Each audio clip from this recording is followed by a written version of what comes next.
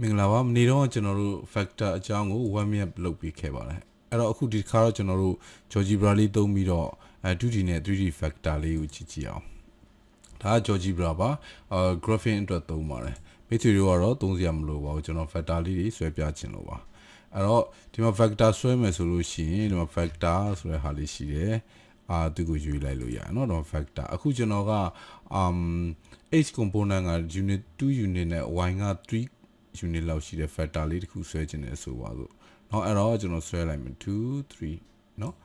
ဒါ factor တစ်ခုပါเนาะအဲ့တော့ဒါ factor တစ်ခုဖြစ်တော့သူ့မှာဘယ် component တွေပါတယ်ဆိုတော့ h component တွေပါတယ် y component တွေပါပါတယ်เนาะ h ကဘယ်လောက်ရှိလဲဆိုတော့ဒီမှာ2 unit ရှိပါတယ်เนาะ h ဒီ2 unit ရှိတယ်y ကဘယ်လောက်ရှိလဲဆိုတော့ y ကဒီမှာ3 unit ရှိပါတယ်เนาะဟုတ်တယ်အဲ့တော့ဒီမှာကြည့်လိုက်ကျွန်တော်တို့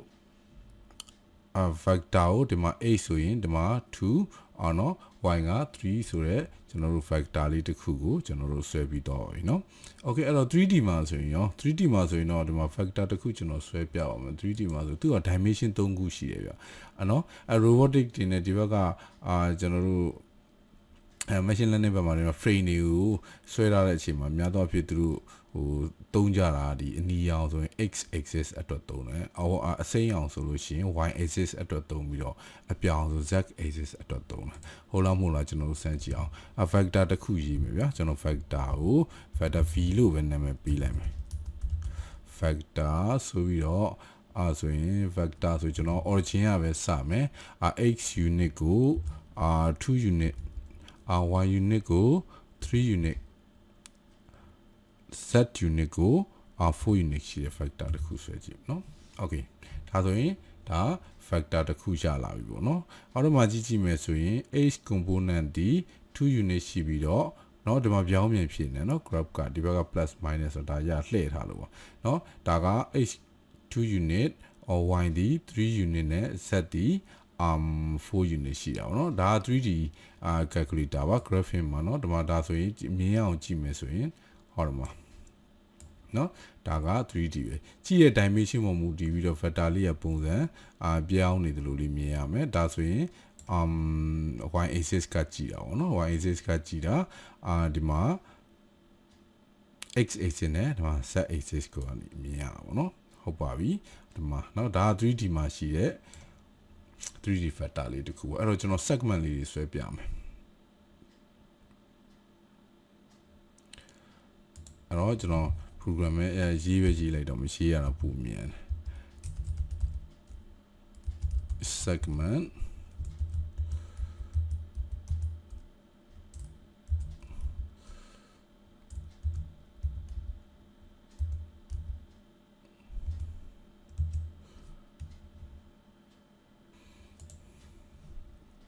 ကဒါဆိုရင်ကျွန်တော်တို့ဒီမှာကြည့်မယ်ဆိုရင် factor h component က r2 unit ရှိပါတယ်အဲ့ဒါမှာ y component ကဘယ်လောက်ရှိမလဲဆိုတဲ့အခါကျတော့ဒီမှာ3 unit ရှိပြီးတော့ z component ကဘယ်လောက်ရှိမလဲဆိုလို့ရှိရင်ဒီမှာကြည့်လိုက်ရင်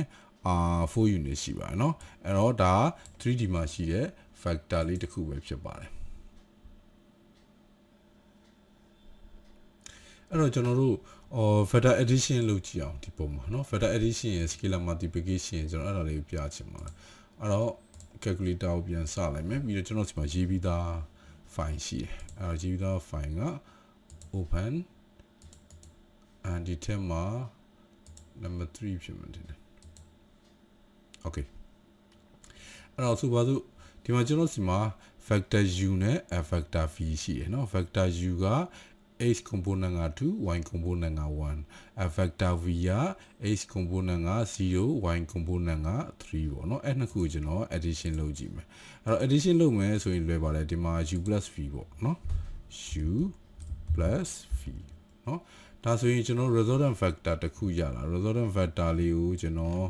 အရောင်လေးပြောင်းလိုက်မယ်သူ resultant factor လေးကို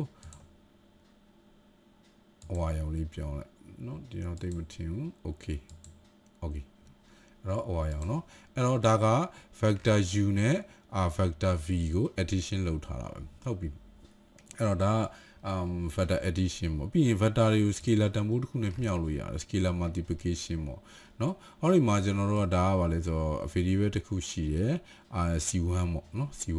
c1 range က -5 ကနေ +5 ထိလောက်ထားနော်ဟုတ်ပြီကဲတော့ကျွန်တော်တို့ဒီမှာ u ဆိုတဲ့ vector လေးကိုကြည့်အောင် u ဆိုတဲ့ vector လေးကိုကျွန်တော်တို့အောက်မှာ1u ပဲရေးလိုက် 1u ဆိုရင်နော် 1u ဆိုလဲဒါပဲနော်ဘာဖြစ်လို့လဲဆိုတဲ့အခါကျတော့ 1u ဆိုတော့ unit factor လို့ပဲဖြစ်တော့အဲ့တော့ 2u ဆိုနှစ်ဆရှိမှာ 2u okay နော် 2u ဟုတ်ပြီ 3u ဆိုရင်တော့ဒါ scalar multiplication ပါပဲเนาะ factor ကိုကျွန်တော်တို့မြောက်ထားတော့ 3u ဆိုရင်ဘယ်လောက်ရှိမလဲအဲ့တော့ factor u က2နဲ့1နဲ့ရှိမယ်အဲ့တော့အခု 3u ဆို3နဲ့မြောက်လိုက်ရင်အပေါ်မှာ6ဖြစ်ပြီးတော့အောက်မှာ2ဖြစ်မယ်เนาะ factor u က2 1 2ရဲ့ component နဲ့အခု3နဲ့မြောက်လိုက်တယ် scalar 3နဲ့မြောက်လိုက်တော့ဒီမှာ6နဲ့3နဲ့ဖြစ်လာတယ်เนาะအဲ့တော့ graph ကိုပြချင်တာပါလဲဆိုတော့ scalar multiplication လုပ်ရင်သူ့ရဲ့ direction မပြောင်းလဲပဲနဲ့เนาะသူ့ရဲ့ length magnitude ပဲပြောင်းလဲသွားတယ်ဆိုတာမြင်သိချင်းလို့ပါဟုတ်ပြီကျွန်တော် 3u မလို့တော့ဒီတစ်ခါ -2u လုပ်ကြည့်အောင် -2u -2 ဒါလည်း scalar multiplication ပဲเนาะ okay เนาะ direction ကဒီဘက်ကိုရောက်သွားတယ်เนาะဒါ positive direction သူကဒါ negative direction ပေါ့เนาะ u unit factor လို့သတ်မှတ်ပြီးတော့ scalar တစ်ခုချင်းစီနဲ့ထည့်မြောက်လို့ရတယ်နော်ဟုတ်ပြီအဲ့တော့ကျွန်တော်အဲ့လိုမလုပ်ဘူးအဲ့ဒါဆိုဒီတစ်ခါ cu လို့နော်c1u ပေါ့ c1u လို့ရေးကြည့်အောင်နော် c1u ဆိုလို့ရှိရင် c1 ကအခုဘယ်လောက်လဲ 0.4